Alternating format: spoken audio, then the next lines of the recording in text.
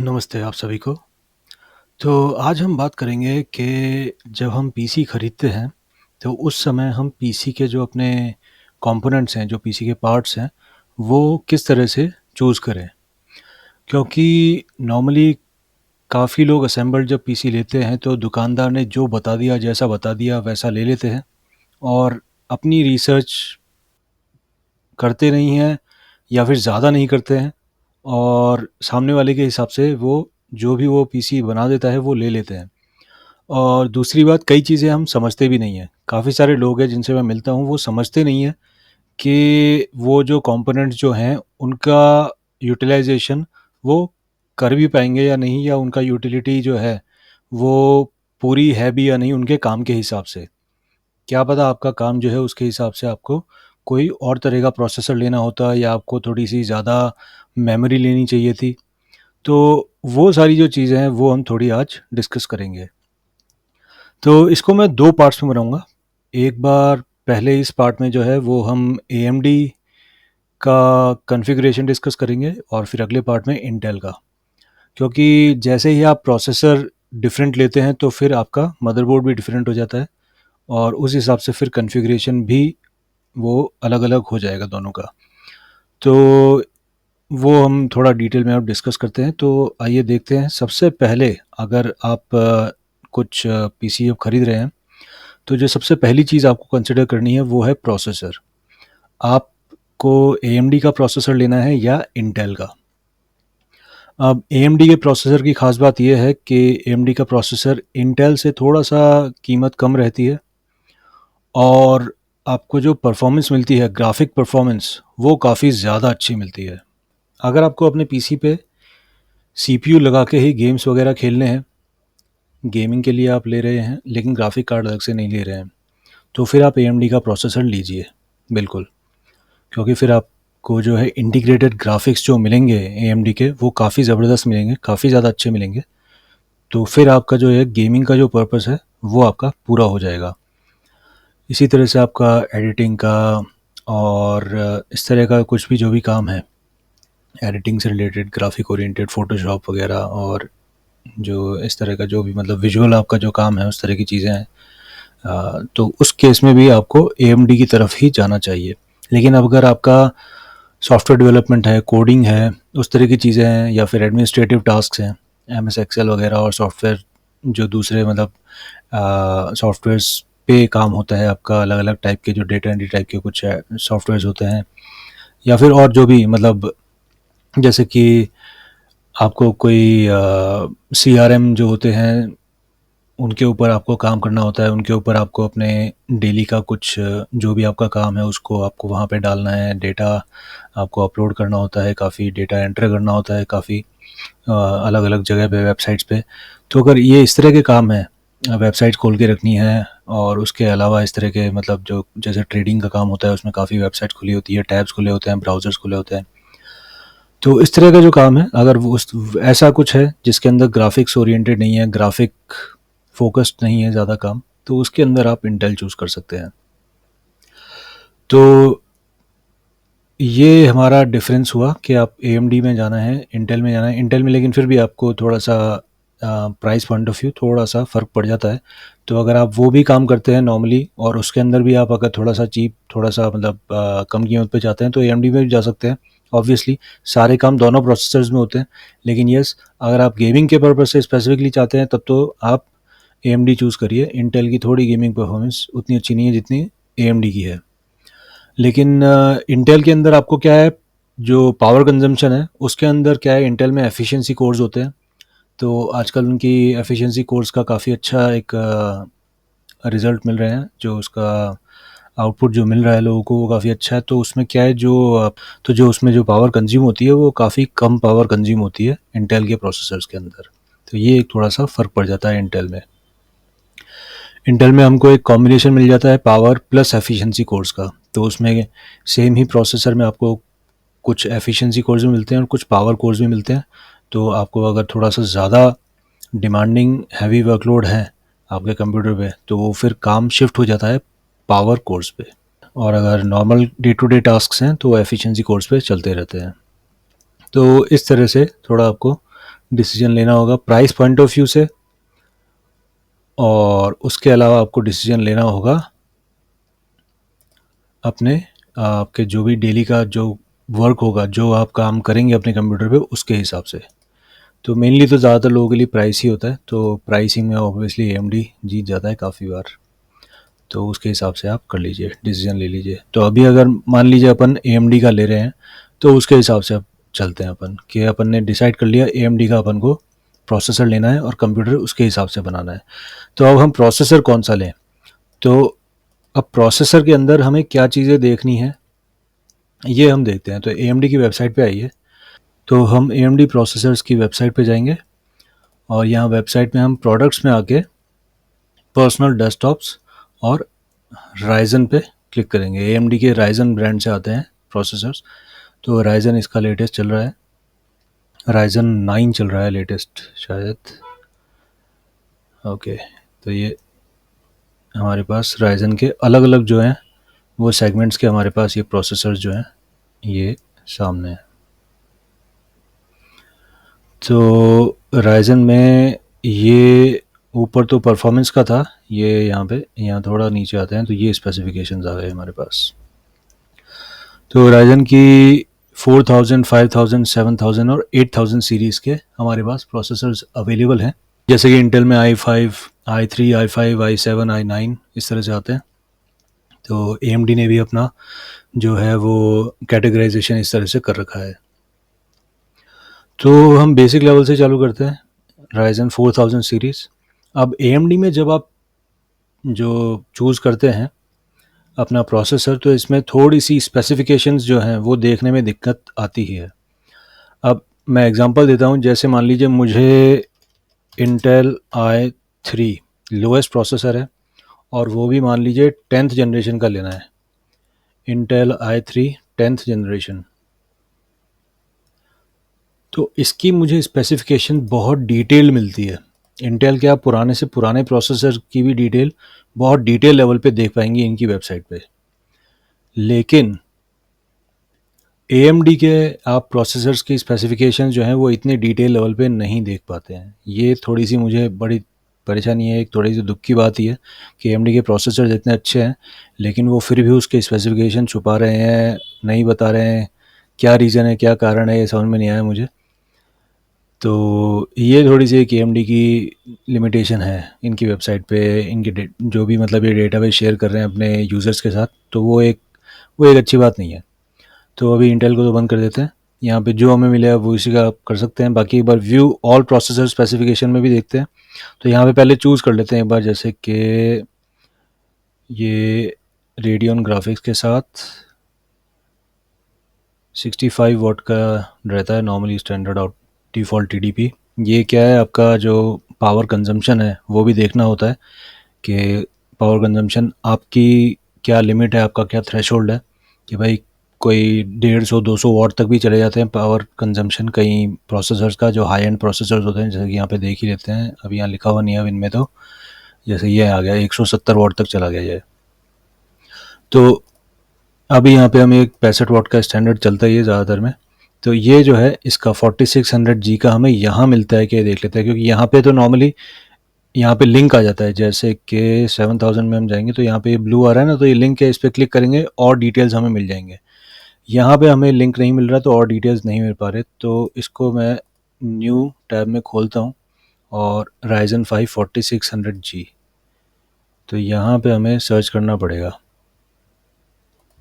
4600G, ये है। अब ये इस तरीके से आपको देखने पड़ेंगे ये डिटेल्स। ये कोई देखने का तरीका नहीं है, कोई प्रेजेंट करने का तरीका भी अच्छा नहीं है एंड यूज़र्स को, कि आप इस तरह से इतने दो कौड़ी के तरीके से जो है आप इंफॉर्मेशन दे रहे हैं यूज़र्स को। तो ये एक बहुत ही बेकार तरीका है इंफॉर्मेशन प्रेजेंट करने का। इंटेल की वेबसाइट से इनको सीख लेना चाहिए कि किस तरह से ये जो भी डिटेल दे रहे हैं वो यूज़र्स को, एंड यूज़र्स को देनी चाहिए इन लोगों को। ये तो बहुत ही बेकार है इनकी वेबसाइट, हद से ही ज़्यादा बेकार है। मतलब मैं नेगेटिव के अलावा कुछ कह ही नहीं सकता इसमें। तो यहाँ पे आपको ये CPU सॉकेट पता पड़ गया, AM4 सॉकेट है इसमें। इसका जो टीजे मैक्स है, टेम्परेचर जो थ्रेशोल्ड है इसका, तो वो 95 डिग्री सेल्सियस है। तो ये सारी चीज़ें सिस्टम, इसमें जो DDR4 मेमोरी सपोर्ट हो रही है, DDR5 सपोर्ट नहीं है। तो ये मेमोरी सपोर्ट वह है, ये भी चेक करना होता है कि लेटेस्ट जो हमारी मेमोरी है, अगर आप चाहते हैं कि भाई मुझे DDR5 मेमोरी लगवानी है 5200-5600 मेगाहर्ट्ज़ वाली, तो फिर आप DDR4 वाला जो प्रोसेसर है वो नहीं लेंगे ऑब्वियसली, क्योंकि इसकी जो लिमिट होती है वो 3200 मेगा ट्रांसफर पर सेकंड तक ही आती है। और जैसे कि इसमें रेडियन ग्राफिक्स है, अब रेडियन ग्राफिक्स जो है उसका ग्राफिक्स कोर काउंट ही 7 है, और आप बोल रहे हैं कि भाई मुझे थोड़ा अच्छा ग्राफिक्स, इंटीग्रेटेड ग्राफिक्स चाहिए, तो ये भी आप देख सकते हैं इसके अंदर। तो हालांकि ये इन्फॉर्मेशन बहुत ही कम है। जैसे कि अब इंटेल की अगर मैं वेबसाइट पे जाता हूँ तो वहाँ पे हमें इतना भी पता पड़ जाता है कि ये प्रोसेसर मैक्सिमम ज़्यादा से ज़्यादा कितनी मेमोरी हैंडल कर सकता है, उससे ज़्यादा आप नहीं लगवाएंगे। फिर जैसे कि अगर कोई प्रोसेसर 128 GB रैम हैंडल कर सकता है तो वो लिख देते हैं कि भाई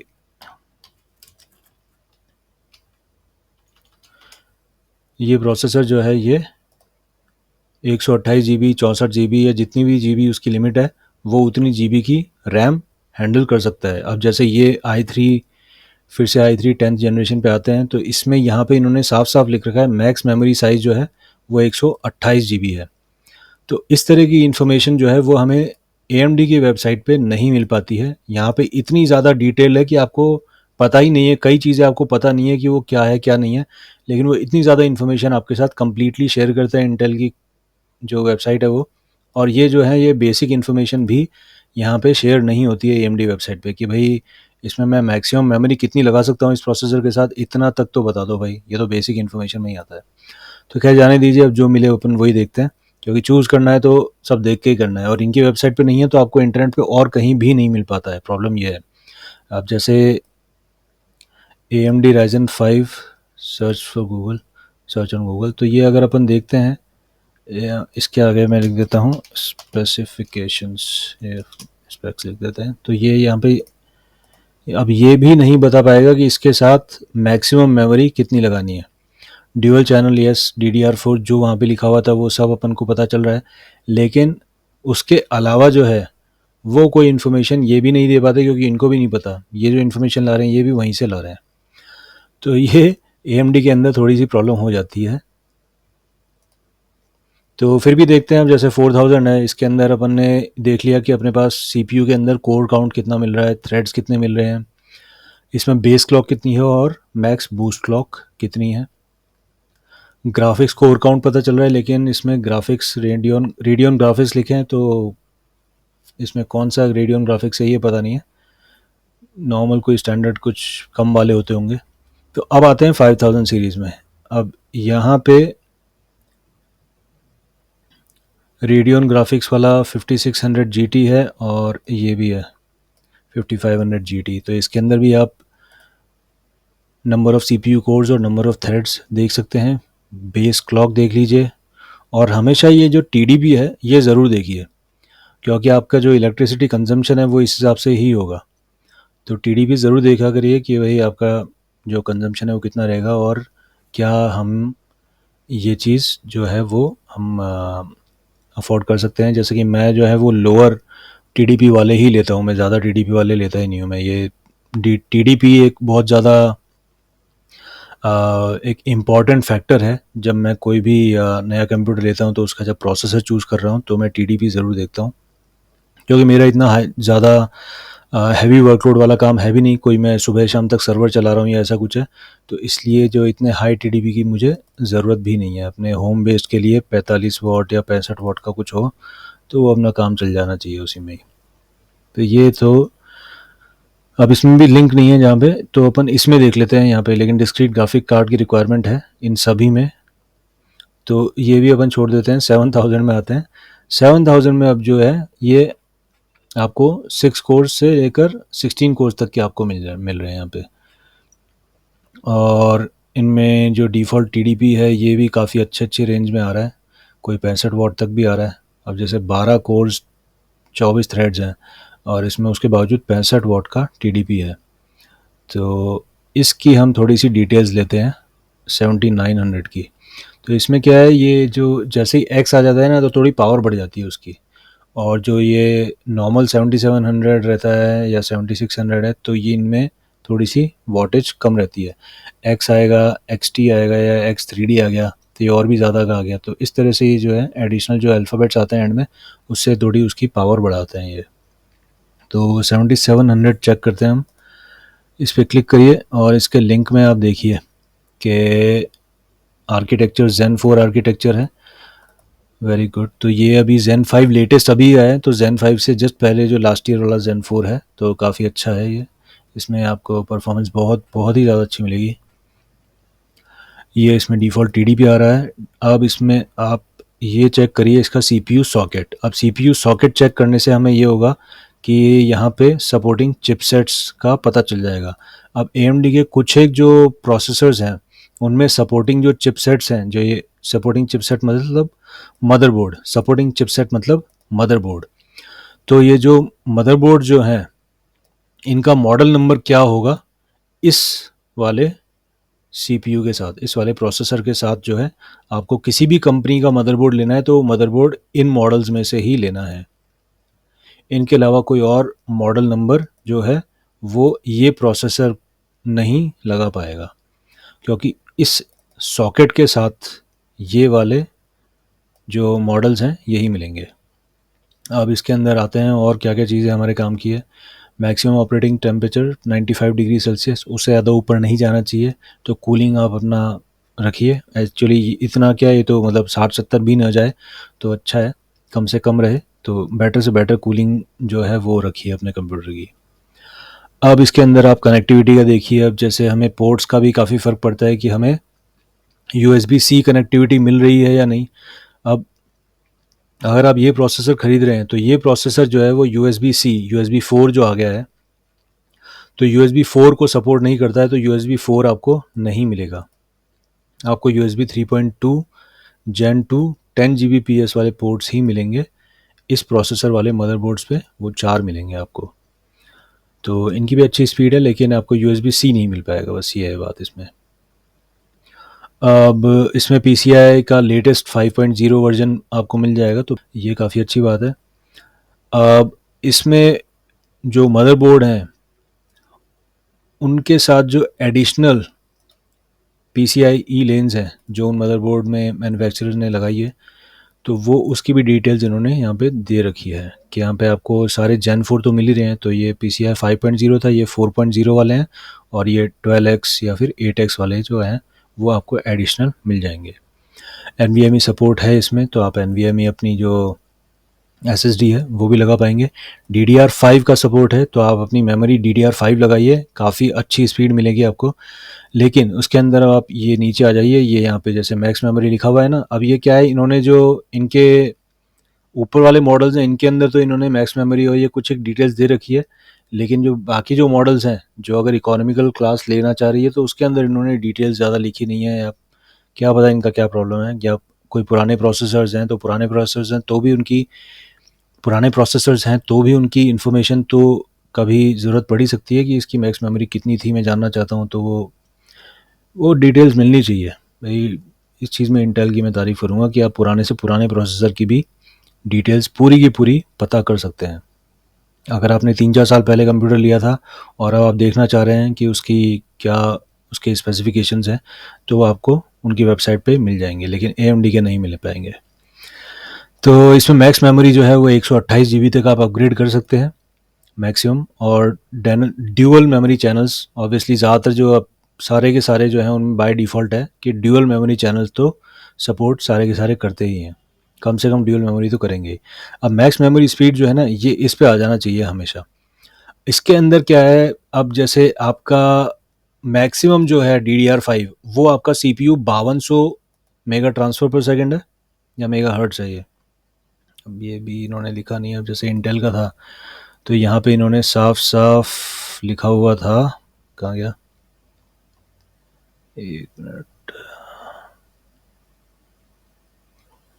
इन्होंने MT यहाँ पे लिख रखा था कहीं पे, कहाँ गया, DDR4 26, कोई बात नहीं। लेकिन ये इनको क्या है, लिख देना चाहिए मेगाहर्ट्ज़ है या मेगा ट्रांसफर पर सेकंड है। यहाँ पे देखा था क्या मैंने? हाँ, ये जैसे यहाँ पे इन्होंने 3200 मेगा ट्रांसफ़र, तो ये मेगा ट्रांसफ़र ही है यहाँ पे भी। तो कहाँ थे अपन? यहाँ पे, ओके। तो ये 5200 मेगा ट्रांसफ़र पर सेकंड जो है वो मैक्सिमम लिमिट रहेगी आपकी DDR5 मेमोरी की। अब ये जो स्पेसिफिकेशन है इसके अंदर ये है कि अगर मान लीजिए आप 2 स्टिक लगा रहे हैं, और इसमें क्या है, रैम का आगे जाके एक मैं डिटेल वीडियो भी लाऊंगा, तो वो वीडियो भी आप ज़रूर देखिएगा। तो उसमें आपको बताऊंगा मैं सिंगल रो और ड्यूअल रो इस तरह से रैम आती है, तो उससे थोड़ा सा फ़र्क पड़ जाता है, इन्फॉर्मेशन किस तरह से कैरी हो रही है उसका। लेकिन इसमें स्पीड में कोई फ़र्क नहीं आ रहा है जैसा कि हम देख रहे हैं। तो अगर आपकी सिंगल रो रैम है, दोनों की दोनों, और दोनों मैचिंग ही होती है, एक सिंगल रो एक ड्यूअल रो आप लगा ही नहीं सकते। अगर लगा दी तो आपके फिर वो ब्लू स्क्रीन एरर आएगा। तो आपने 2 स्टिक लगाई है सिंगल रो वाली, तो भी मैक्सिमम स्पीड आपको 5200 मेगा ट्रांसफर पर सेकंड मिलेगी। ड्यूअल रो की 2 मेमोरी स्टिक लगाई है DDR5 रैम, तो भी मैक्सिमम 5200 मेगा ट्रांसफर पर सेकंड। तो इसके अंदर ये होता है कि मान लीजिए आपका जो सेलर है वो आपको 6000 7000 मेगा ट्रांसफर पर सेकंड वाली रैम चिपका रहा है, तो वो आप साफ-साफ मना कर देंगे कि भाई इस सीपीयू के साथ इतनी ज़्यादा मेगा ट्रांसफ़र पर सेकंड वाली रैम की मुझे ज़रूरत ही नहीं है, वो बेकार जाएगी। इससे बढ़िया है कि 5200 वाली देखो, उसमें थोड़ी-सी कीमत भी कम हो जाएगी और वही सूट कर रही है, और काम भी 5200 मेगा ट्रांसफ़र पर सेकंड ही आएँगे। अगर आपने ज़्यादा की लगा भी दी तो आपका जो सिस्टम है, आपका जो प्रोसेसर है, वो उसकी स्पीड डाउनग्रेड कर देगा 5200 मेगा ट्रांसफ़र पर सेकंड में। तो वो बिल्कुल आपके पैसे बेकार जाएँगे अगर आपने ज़्यादा मेगाहर्ट्ज़ या ज़्यादा मेगा ट्रांसफ़र पर सेकंड वाली DDR5 रैम ले ली। उसी तरीके से अगर आप DDR5 रैम लेते हैं 4 स्टिक्स, तो 4 स्टिक्स आपने 5200 वाली ले ली, तो वो भी आपने गलती कर दी, क्योंकि उसके अंदर फिर आपका मैक्सिमम जो स्पीड है वो 3600 तक की ही आएगी। तो अगर 3600 तक की आ रही है तो 5200 वाली क्यों लगाएं? और DDR5 में अगर आपको 3600 वाली नहीं मिल रही, तो अगर मिनिमम अगर आपको 4800 वाली मिल रही है, तो 4800 वाली में अगर आपके पैसे बच रहे हैं 5200 से कंपैरिजन करने में, तो 4800 मेगा ट्रांसफर पर सेकंड वाले 4 स्टिक ले लीजिए और पैसे बचा लीजिए, बजाय कि 5200 या फिर 6000 7000 मेगा ट्रांसफर पर सेकंड वाली जो DDR5 रैम है वो लेने के। तो आप मान लीजिए आप 64 GB लगा रहे हैं, 16 GB के 4 लगा रहे हैं, या फिर 32 GB के 4 लगा रहे हैं, 128 GB पूरी फुल कर रहे हैं, तो उसके अंदर आपको अच्छी परफॉर्मेंस ही आएगी, लेकिन स्पीड थ्रॉटल हो जाएगी उसके अंदर 3600 तक की। और तो आपके आपके ज़बरदस्ती जो है पैसे बेकार जाएंगे महंगी रैम स्टिक लेने में। आपने ज़्यादा मेगा ट्रांसफर पर सेकंड की रैम स्टिक ले भी ली, लेकिन नतीजा कुछ भी नहीं निकलने वाला, क्योंकि आपकी जो रैम स्टिक है उसकी स्पीड जो है वो थ्रॉटल होने वाली है, डाउनग्रेड होने वाली है 3600 में। ठीक है? तो इसलिए हम ये जो है ये देख रहे हैं। इसमें जो मेरा ये वीडियो बनाने का उद्देश्य है वो सबसे ज़्यादा यही है कि आप प्रोसेसर जो ले रहे हैं उसकी स्पेसिफिकेशंस हमेशा चेक करिए, क्योंकि उसके अंदर ये वाला जो फैक्टर होता है, इसके अंदर कई लोगों का नुकसान हो जाता है। कई जो हैं एडिटिंग फील्ड में काम करने वाले लोग हैं, या फिर जो 3D मॉडलिंग और ऑटोकैड वगैरह इस तरह की चीज़ें चलाते हैं, तो वो लोग क्या है, सीधे सीपीयू खरीद लेते हैं कहीं से और उन पे डेलीगेट कर देते हैं, उनको बोल देते हैं कि तुम अपने हिसाब से बना के दे दो। तो उसके अंदर क्या है, आपका नुकसान हो जाता है, और ज़बरदस्ती जो है वो हाई एंड की ज़्यादा मेगा ट्रांसफर पर सेकंड वाली 4 रैम स्टिक लगा देते हैं, जबकि आपकी स्पीड जो है वो डाउनग्रेड होनी ही है उसके अंदर। तो आप यहाँ पे इसकी स्पेक्स में आके एक बार चेक कर लीजिए कि आपकी स्पीड कितनी डाउनग्रेड होगी, और जहाँ तक हो उतने मेगाहर्ट्ज़ उतने मेगा ट्रांसफर पर सेकंड की ही आप रैम लीजिए, उससे ज़्यादा की मत लीजिए। पैसा जहाँ बच रहा है वहाँ बचाइए, और सीपीयू के अंदर, वो अपने कंप्यूटर के अंदर और कहीं वो पैसा लगा लीजिए। आपके जो पैसे बचेंगे आप उससे थोड़ी-सी 512 की जगह 1 टीबी की आप एसएसडी ले लीजिए, या एडिशनल एक और आप हार्ड डिस्क लगा लीजिए, साटा लगा लीजिए एडिशनल, या फिर उसके अंदर आप कूलिंग में वो इन्वेस्ट कर देंगे, आप एक अच्छा सीपीयू कूलर ले सकते हैं जो पैसे बचेंगे। तो वो पैसे ज़बरदस्ती और कहीं मत लगाइए, क्योंकि इसके अंदर कई और इम्पोर्टेंट कंपोनेंट्स होते हैं, इम्पोर्टेंट पार्ट्स होते हैं कंप्यूटर के अंदर। तो आप एक जगह पैसा बचा के दूसरी जगह लगा के अपने कंप्यूटर की लाइफ भी बढ़ा सकते हैं, अपने कंप्यूटर की परफॉर्मेंस भी बढ़ा सकते हैं, और अगर आपको लुक बढ़ाना है, आपको मान लीजिए कोई अच्छा कैबिनेट लेना है, कैबिनेट के अंदर आप इन्वेस्ट कर सकते हैं ताकि आपका एयर इनटेक, एग्जॉस्ट वगैरह और वो सब कुछ अच्छा रहे। थोड़ा सा बड़ा आप ले सकते हैं जिसके अंदर आपको कभी कुछ सामान निकालना हो, कोई चीज़ निकालनी हो उसमें से, या कुछ लगाना हो, ग्राफिक कार्ड बाद में लगाना हो, तो उस तरह से आप एक ढंग का CPU कैबिनेट ले सकते हैं जिसके अंदर आपको एडिशनल कंपोनेंट्स लगाने हो या कंपोनेंट्स निकालने हो या उसकी सफाई करनी हो, कुछ भी करना हो, तो वो आप आसानी से कर सकें। तो ये पैसा बचाना मतलब आप किसी और अच्छी चीज़ में अपना पैसा इन्वेस्ट कर सकते हैं अपने कंप्यूटर में, या फिर पैसा बचा के अपनी जेब में रखिए, कहीं और लगाने की ज़रूरत ही नहीं है। अगर जितना पैसा बचे उतना अच्छा ही है। तो ये जो है, ये फैक्टर ज़रूर देखिएगा इसमें। तो सीपीयू के अंदर हमेशा मैक्सिमम मेमोरी कितनी जा रही है। अब कई लोगों के जो सीपीयू है वो 64 GB ही मैक्सिमम का है, लेकिन उनके ज़बरदस्ती जो कंप्यूटर असेंबल कर रहा है उसने 128 GB लगा दी, तो वहाँ पे आपका फिर नुकसान हो जाता है। ज़बरदस्ती उनने हाई एंड की चीज़ें लगा दी, लेकिन आपका कंप्यूटर जो है सपोर्ट ही नहीं कर रहा है, या फिर आपको फुल परफॉर्मेंस, आपको जो पूरी परफॉर्मेंस है वो मिल ही नहीं रही है। तो आपको जो है पूरी परफॉर्मेंस अपने कंप्यूटर की, अपने कंपोनेंट्स की मिल ही नहीं रही है, तो वो पैसा आपका बिल्कुल वेस्ट गया, आपका पैसा बह गया है ज़बरदस्ती में। किसी गरीब को देते तो दुआएं मिल जाती। तो अब आते हैं ग्राफिक्स कैपेबिलिटीज़ में। ग्राफिक्स में आप ये देखा करिए कि ग्राफिक फ्रीक्वेंसी कितनी है, ग्राफिक्स कोर काउंट कितने हैं। अगर आप एडिशनल ग्राफिक्स कार्ड नहीं ले रहे और गेमिंग के हिसाब से ले रहे हैं, देख रहे हैं कि भाई थोड़ा बहुत गेम वेम भी खेलेंगे, अच्छी गेमिंग परफॉर्मेंस आ जाए या अच्छी एडिटिंग परफॉर्मेंस आ जाए, मैं एडिशनल ग्राफिक्स कार्ड नहीं ले रहा, मुझे एडिटिंग का काम भी इसी पे करना है, ये प्रोसेसर ही संभालेगा मेरी एडिटिंग, तो उसमें आप ग्राफिक फ्रीक्वेंसी और कोर काउंट जो है ये भी आप चेक करिए। ठीक है, तो ये AMD ने जितनी डिटेल्स दी वो अपन ने चेक कर ली इसके अंदर। तो ये तो अपन ने थोड़ा सा 7700 देखा था गेमिंग प्रोसेसर। अब हम बैक जाते हैं, थोड़ा सा हाई एंड और देखते हैं अब इसके अंदर। तो 7700 की जगह अब Ryzen 9 7950 16 कोर्स वाला देखते हैं, और फिर एक कोई सा भी Ryzen 8 का भी देख लेंगे। तो इसके अंदर अब ये देखते हैं हम। तो इसके अंदर जैसा कि मैंने बताया था, कुछ जो एक अपनी इंपॉर्टेंट चीज़ होती है, एक तो ये L1 L2 L3 कैश देख लीजिए। 128 MB का L3 कैश मिल रहा है, तो ये आपकी कंप्यूटर की स्पीड। ऑब्वियसली Ryzen आप 16 कोर्स वाला ले रहे हैं Ryzen 9 प्रोसेसर, तो आपको अच्छा ही कैश मिलेगा इसके अंदर। डिफ़ॉल्ट TDP मैंने बताया था आपको। पावर जो आपका कंजम्पशन होगा वो भी आप ध्यान में रखिए कि इस प्रोसेसर को लगाने से मेरा जो है पावर कंजम्पशन इतना बढ़ जाएगा। उसी हिसाब से आप एंटिसिपेट करिए कि भाई आपका बिल वगैरह जो इलेक्ट्रिसिटी का बिल आएगा या जैसा भी होगा वो कितना बढ़ेगा, क्या फ़र्क पड़ेगा। तो CPU सॉकेट का ध्यान रखिए। AM5 CPU सॉकेट है, तो जो भी मदरबोर्ड लेंगे वो AM5 CPU सॉकेट के हिसाब से ही हो। AM5 CPU सॉकेट जो है वो अवेलेबल हो उस मदरबोर्ड में। तो यहाँ पे इन्होंने सपोर्टिंग चिपसेट्स जो हैं, सपोर्टिंग मदरबोर्ड, उनके मॉडल नंबर भी लिख दिए हैं। तो आप चाहे फिर गीगाबाइट का लो, एसरॉक का लो, एसूस का लो, MSI का लो, उनके जो मॉडल नंबर हैं वो ये सेम ही होंगे इस प्रोसेसर के लिए। Okay, instruction set X86 processor है। ये जो इंटेल और AMD के जो प्रोसेसर्स आते हैं X86 होते हैं, 64 बिट प्रोसेसर है ये। तो इसके ऊपर जो भी चीज़ें चलेंगी 64 बिट चलेंगी। 64 बिट बैकवर्ड्स कंपैटिबल भी होता है, तो 32 बिट भी चलेगी और 64 भी चलेगी। ठीक है, ये कि इसको डिस्कार्ड कर दिया, कोई मतलब वाली चीज़ नहीं है ये, अपने है कुछ भी नहीं है इसमें।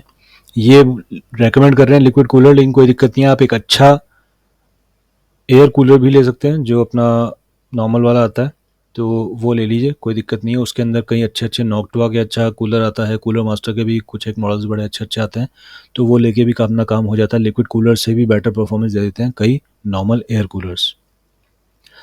ऑपरेटिंग टेम्परेचर 89 डिग्री सेल्सियस, तो इसकी भी तो हाई एंड प्रोसेसर है तो ऑब्वियसली अच्छा ही परफॉर्मेंस रहेगा इसका। तो अपने जो काम की चीज़ है इसमें भी हमें USB 4 की कनेक्टिविटी नहीं मिल रही है, ये हमको पता पड़ गया है। तो अगर आपको USB 4 कनेक्टिविटी वाला प्रोसेसर चाहिए, और जब आप 16 कोर्स वाला ले रहे हैं भाई, जब 16 कोर्स 32 थ्रेड्स वाला ले रहे हैं, तो अगर आप ये चाह रहे हैं कि यार मुझे अच्छी चीज़ ही मिले, USB 4 कनेक्टिविटी मिल जाए, तो फिर आप डिस्कार्ड कर सकते हैं। इसकी जगह फिर आप कोई दूसरा मॉडल देखिए। तो ये सब चीज़ें हम इसीलिए कर रहे हैं कि आप सारी चीज़ें पहले ही एडवांस में देखें और फिर सामने वाले पे डिपेंडेंट नहीं रहें। तो इसमें फिर क्या, आपको प्राइस पॉइंट ऑफ व्यू से भी आपको आइडिया लग जाएगा कि यार मुझे इस प्राइस में ये मिल रहा है, इससे बढ़िया मैं दूसरा ही ले लूँ जिसके अंदर मुझे USB-C कनेक्टिविटी मिल जाएगी। तो USB-C कनेक्टिविटी मिल जाएगी, उसके अंदर अपना ज़्यादा फ़ायदा होता है। USB-C के अंदर जो डेटा है, डेटा ट्रांसफ़र स्पीड वो बहुत ज़्यादा होती है, 40 होती है, 4 गुना होती है इससे। ये 10 जीबीपीएस ही है, ठीक है। अब इसमें PCI एक्सप्रेस 5.0 है, तो ये बहुत अच्छी बात है। आपको 5.0 के अंदर काफ़ी ज़्यादा अच्छी स्पीड मिलती है। ग्राफिक्स कार्ड आप लगाएंगे अपने PCI एक्सप्रेस में तो वो बहुत अच्छी स्पीड पे चलेगा अगर आप लगाते हैं तो। और उसके अलावा हमारे यहाँ पे एडिशनल PCIe लेन्स जो इन मदरबोर्ड के मॉडल्स के अंदर हैं उनके बारे में लिखा हुआ है। तो वही जनरेशन 4 ये 5.0 है, ये 4.0 के मिलेंगे X8, और ये 12X और 8X वाले। NVMe का आपको सपोर्ट मिल जाएगा, और सिस्टम मेमोरी टाइप DDR5 है। सबसे अच्छी बात है DDR5 लेटेस्ट टेक्नोलॉजी है, हमें बहुत बहुत ही अच्छी स्पीड मिलेगी रैम की। 128 GB मैक्सिमम मेमोरी है, इससे ज़्यादा आप लगा नहीं सकते, मैक्सिमम आप 128 GB चाहिए। ड्यूअल मेमोरी चैनल सपोर्ट है, वो मैंने बताया था डिफ़ॉल्ट होता है, सबके अंदर आता है आजकल, तो ये ऐसा कुछ है नहीं फिर स्पेशल। अब ये जैसा कि मैंने बताया था इसके अंदर फिर आप ध्यान रखिएगा, अगर आप 2 मेमोरी स्टिक लगा रहे हैं, 16-16 GB की 32 GB लगा रहे हैं, या 32-32 की 64 GB लगा रहे हैं, तो फिर आप 5200 से ज़्यादा की मत लीजिए अननेसेसरीली। आप मान लीजिए 6000 की और 5200 में ज़्यादा पैसे का फ़र्क नहीं है, तो फिर ठीक है 6000 की ले लो, तब कोई दिक्कत नहीं है। लेकिन अगर पैसे का फ़र्क पड़ रहा है अच्छा खासा, तो फिर ज़बरदस्ती 6000 पे जाने से मतलब नहीं है। फिर 5200 मेगाहर्ट्ज़ 5200 मेगा ट्रांसफ़र पर सेकंड वाली जो है वही लो। और अगर 4 ले रहे हो तब तो बिल्कुल ही मत जाओ, तब तो फिर क्या है, इसमें DDR5 में 3600 आती है या नहीं आती मुझे पता नहीं, लेकिन 4800 तो आती है। तो आप जो है इसकी 4800 वाली ले लो। तो आपके जो 6000 या 7000 कोई रिकमेंड कर दे तो वो तो बिल्कुल कैंसिल कर देना, और 4800 बोल देना भाई 4800 के दे, क्योंकि ये तो वो 4800 भी नहीं चलाएगा। अगर मैं चारों स्लॉट्स भर रहा हूँ तो ये तो 3600 पे ही थ्रॉटल कर देगा।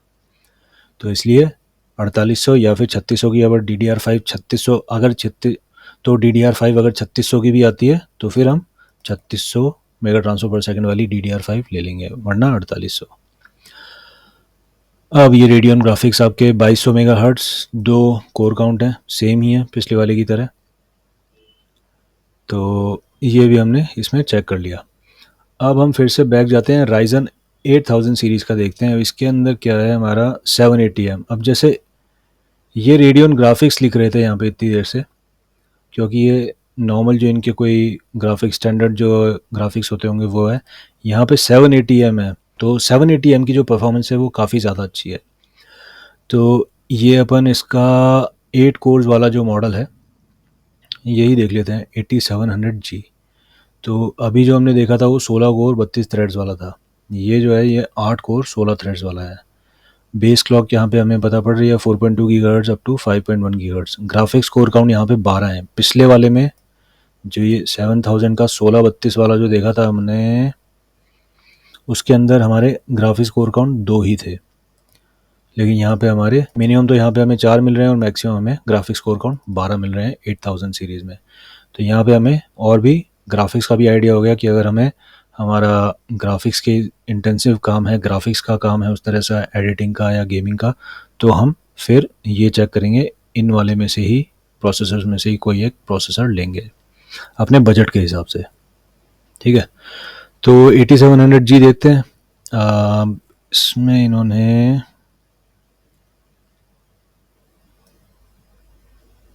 ये रहा डिफ़ॉल्ट TDP। इन्होंने वेबसाइट इतनी कितनी बुरी बनाई है, मतलब ये सच में ये कोई एक बड़ी कंपनी की वेबसाइट जो है वो इस तरह की नहीं होनी चाहिए। ये मैं कंस्ट्रक्टिव क्रिटिसिज्म ही दे रहा हूँ, ये इनको खुद को देखना चाहिए कि इनकी वेबसाइट किस तरह की है। और ये तो कमाल है। तो ये डिफ़ॉल्ट TDP यहाँ इन्होंने कोने में कोचे में घुसा दिया है। 65 वाट है सबका डिफ़ॉल्ट TDP, तो पावर कंजम्पशन की तो ऐसे कोई लोड नहीं है अपने। तो फिर 8700G देखते हैं कि भाई अपने 8 कोर के अंदर अपने 65 वाट जा रहे हैं, और AMD Radeon 780M मिल रहा है। 780M इनका लेटेस्ट है जो इंटीग्रेटेड ग्राफिक्स है, और बहुत अच्छी परफॉर्मेंस, बहुत ज़बरदस्त परफॉर्मेंस है इसकी। और इसमें जो आपके इन्होंने 12 थ्रेड्स दी, 12 कोर्स दिए ना इन्होंने, अप टू 16 टॉप्स। हालांकि आज के टाइम में ये भी 16 टॉप्स भी कम है, क्योंकि स्नैपड्रैगन के 45 टॉप्स वाले आ चुके हैं प्रोसेसर्स, तो इसलिए अब ये 16 टॉप्स की वैल्यू जो है ज़्यादा बची नहीं। लेकिन ग्राफिक्स कैपेबिलिटी जो ये ग्राफिक्स कोर काउंट बता रहे हैं 12, बहुत ज़्यादा अच्छा है। तो ये 12 कोर काउंट्स आपके काफ़ी ज़्यादा अच्छे हैं। तो फिर से ऊपर चलते हैं, ऊपर से देखते हुए आते हैं यहाँ पे हम फॉर्म फैक्टर डेस्कटॉप का ही है, डेस्कटॉप का ही अपन ने सेलेक्ट किया था वहाँ पे। तो आर्किटेक्चर Zen 4 आर्किटेक्चर है इसका। Zen 4 वाले ये हैं अभी, Zen 5 वाले इन्होंने लगाए नहीं अभी। तो 65 वाट डिफ़ॉल्ट TDP है इसका, कॉन्फ़िगरेबल 45 से 65 वाट के बीच में आप कॉन्फ़िगर कर लीजिए इसका जो भी पावर कंजप्शन है वो। L2 L3 कैश यहाँ पे 16 MB है। जब जैसा कि मैंने देखा था अपन ने जो 16 कोर्स वाला था उसके अंदर 128 MB था, तो वो हाई एंड था, तो इसीलिए उसका जो L3 कैश था वो भी काफ़ी ज़्यादा मिला था। अब ये जो है ये कंज्यूमर ग्रेड है, इसीलिए इसकी जो TDP है वो भी है 65 वाट है, और 45 से 65 आप कॉन्फ़िगर कर सकते हैं। और जो L3 कैश आता है वो भी फिर अपने कंज्यूमर ग्रेड के हिसाब से ही आता है। आप इसमें सबसे अच्छी बात यह है कि आपको जो बेस क्लॉक बूस्ट क्लॉक जो है वो, इसमें सबसे अच्छी बात यह है कि जो बेस क्लॉक और बूस्ट क्लॉक जो मिल रही है वो काफ़ी ज़्यादा अच्छी मिल रही है हमें। आगे नीचे आते हैं हम, AM5 CPU सॉकेट है। AM5 CPU सॉकेट है तो हमें AM5 CPU सॉकेट वाले जो चिपसेट्स हैं वो चूज़ करने, उनके अंदर ये प्रोसेसर लग जाएगा। अब हालांकि अब यहाँ पे इन्होंने वो वाला जो फील्ड थी वो हटा दी ना, जिसमें इन्होंने सपोर्टेड चिपसेट्स लिखे हुए थे। इसको नए टैब में खोलता हूँ मैं। अब ये यहाँ पे खोलता हूँ मैं, और वो कौन सा था जो अपन ने पहले खोला था, Ryzen 9 7900 था क्या? नहीं, ये शायद X वाला ये था।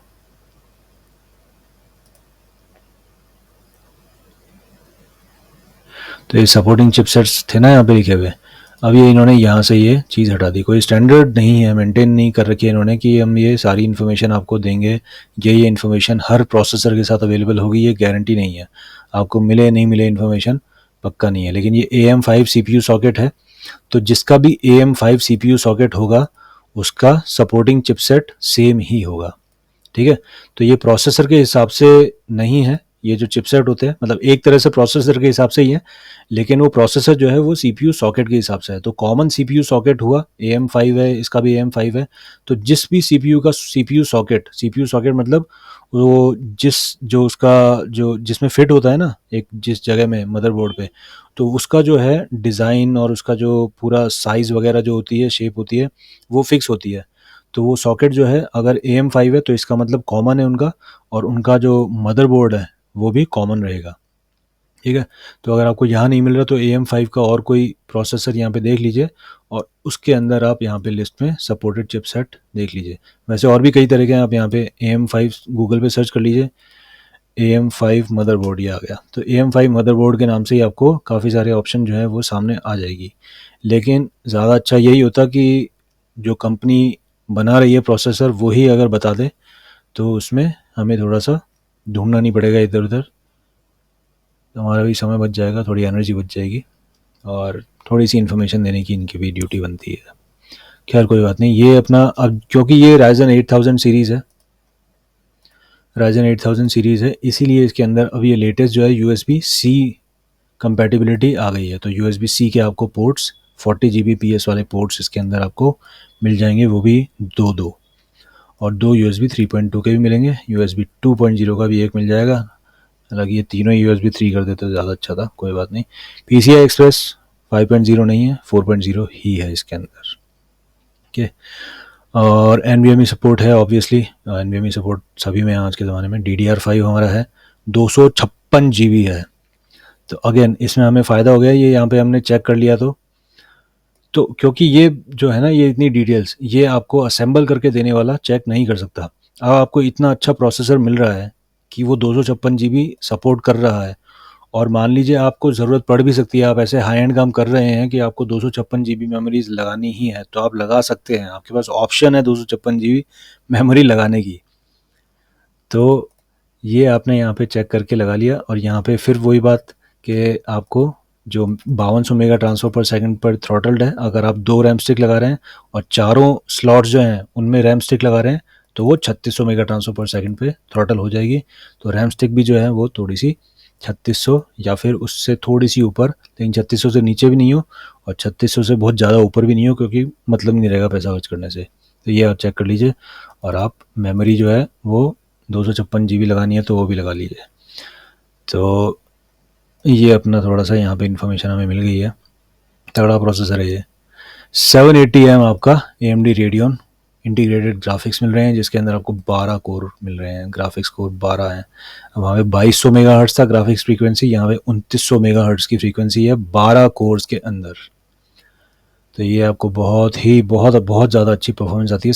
780M की परफॉर्मेंस बहुत ज़बरदस्त आ रही है, बहुत ज़बरदस्त फीडबैक है सभी यूज़र्स का गेमिंग के अंदर, और एडिटिंग वगैरह, और जो अपनी फ़ोटोशॉप वगैरह जो चलते हैं उसके अंदर, और रेंडरिंग के अंदर, 3D रेंडरिंग के अंदर बहुत ही अच्छा है इसका काम। मैक्स डिस्प्लेस का भी अपन को काउंट मिल रहा है, सारी चीज़ें मिल रही है, कितने डिस्प्ले सपोर्ट कर रहा है, HDMI का वर्जन क्या है, 2.1 है, HDCP वर्जन, और एक और डिस्प्ले पोर्ट का क्या गया, डिस्प्ले पोर्ट वर्जन 2.1। तो ये हमें सारे यहाँ पे पता चल रहे हैं। AI इंजन कैपेबिलिटी 16 टॉप्स ही है अभी। भाई 45 क्रॉस कर लो तब बताना, क्योंकि ये एक क्या है, अब कॉम्पिटिटर जो है, तो ये क्या है, कॉम्पिटिटर जो है स्नैपड्रैगन, उसने 45 टॉप्स का बना लिया, तो अब ये भी क्या है, अपने आगे वाले 45 टॉप्स का बनाएंगे। आपका AI से कोई लेना देना नहीं है तो फिर आप आराम से कंसिडर करिए, लेकिन AI से लेना देना है तो फिर ये 16 टॉप्स जो हैं वो आप देख लीजिए, आपको मतलब कोई स्पेसिफिकेशन में 16 टॉप्स का काम आपके जो भी आपके प्रोजेक्ट्स हैं उसके हिसाब से बैठ रहा है तो ठीक है, अदरवाइज़ फिर इतना कुछ ये 16 टॉप्स जो हैं वो काम नहीं आएंगे। थोड़ा सा क्या है, 45 क्रॉस करना ही पड़ेगा सब लोगों को। तो ये हमने यहाँ पे देख लिया है। अब हम अपना CPU सॉरी अपना कंप्यूटर अब डिसाइड कर रहे हैं, तो हम इनके हिसाब से ही यहाँ पे अपना मदरबोर्ड भी लेंगे।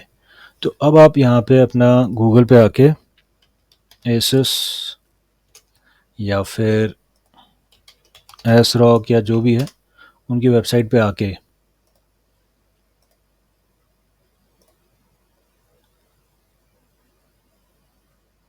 एसस मदरबोर्ड लिखना होगा। यस, ASRock में प्रोडक्ट्स, ASRock तो खैर मदरबोर्ड का ही है, तो प्रोडक्ट्स के अंदर जाते हैं, मदरबोर्ड्स, और मदरबोर्ड्स के अंदर हम आते हैं यहाँ पे सॉकेट। और जैसे हमने AMD AM5 देखा था ना, तो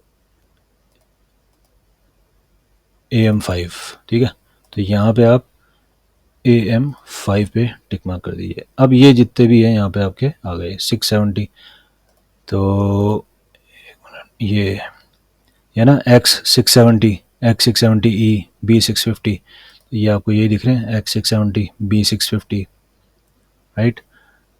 तो A620 भी है वैसे, यहाँ पे था क्या A620 लिखा हुआ, 620 की तो ये रहा A620। तो ये जो जो इन्होंने यहाँ लिखे हैं वो वही मॉडल्स हैं, इनके भी देख लेते हैं एसएस के।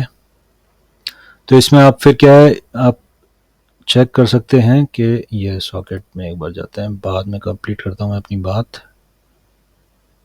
सॉकेट AMD, हाँ AM4 हटा देते हैं, एक मिनट कहाँ गया, AM4 हटा दो, TRX4 AMD हटा दो, हमें फ़िल्टर में सिर्फ AM5 रखना है, सिर्फ AM5। ओके, तो यहाँ पे भी ये AM5 वाले, तो यहाँ पे भी ये AM5 वाले जो मदरबोर्ड्स हैं वो सारे आ गए। इसमें अब आपको ये चेक करना है कि ये किस में आपको वाईफाई चाहिए, या आप वाईफाई काम में नहीं लेते, आप सीधे ईथरनेट वायर लगा के ही काम में लेते हैं इंटरनेट, तो आप फिर वो वाईफाई वाला जो ऑप्शन है वो छोड़ दीजिए, आपको ज़रूरत ही नहीं है। अपने जब ईथरनेट आपके डायरेक्ट आपकी जहाँ पे भी वर्क स्टेशन है वहाँ पे आपका ईथरनेट कनेक्शन अवेलेबल है, तो हमें वाईफाई नहीं चाहिए। डेस्कटॉप है, डेस्कटॉप इधर उधर तो ज़्यादा मूव करते नहीं है, तो वाईफाई छोड़ दीजिए, बिल्कुल कोई ज़रूरत नहीं है, तो यहाँ पे पैसे बच जाएंगे हमारे।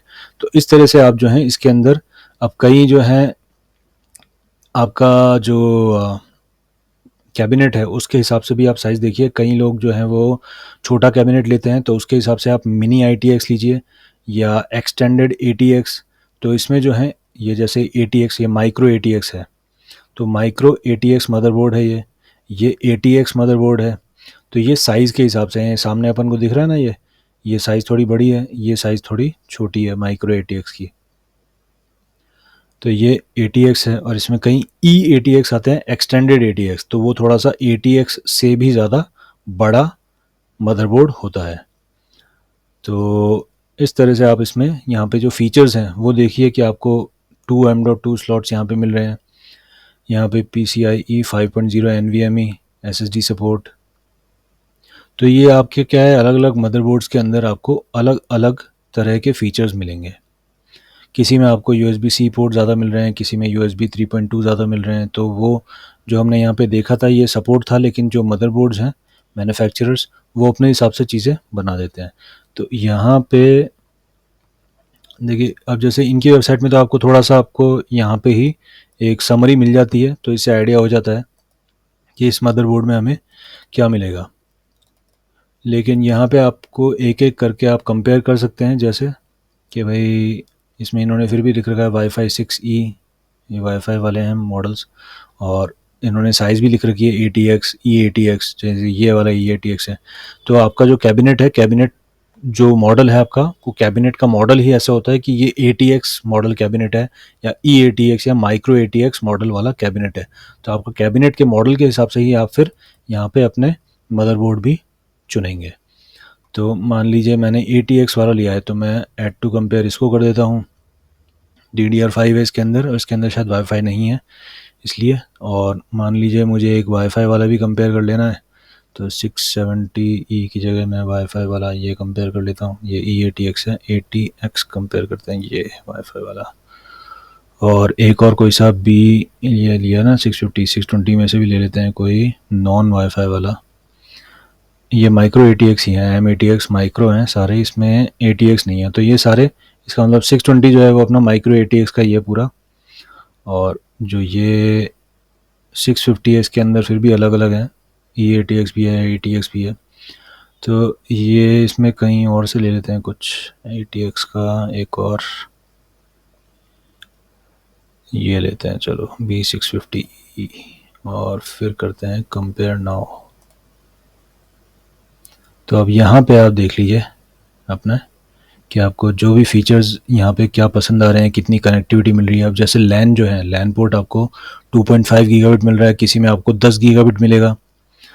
तो आपको जो, अगर आप ईथरनेट पे काम कर रहे हैं, केबल जो आपकी इंटरनेट केबल है उसको लगा के काम कर रहे हैं, तो उसमें आपको ज़्यादा स्पीड चाहिए होगी। तो अगर मान लीजिए किसी में 1 गीगाबिट ही है और किसी में 2.5 गीगाबिट है और किसी में 10 गीगाबिट है, तो ज़्यादा गीगाबिट वाला जो है वो ज़्यादा स्पीड देगा आपको इंटरनेट की, तो फिर आप वो लीजिए।